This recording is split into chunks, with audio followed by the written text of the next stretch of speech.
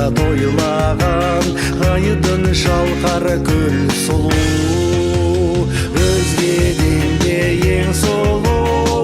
өмірлік тоғыз тең сұлу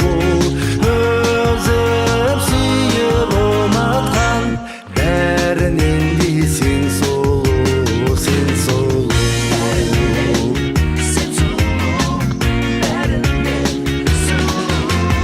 нұрын төккен қырмызы аспандағы күн сұлу жаман қаққан жұлдызы айлы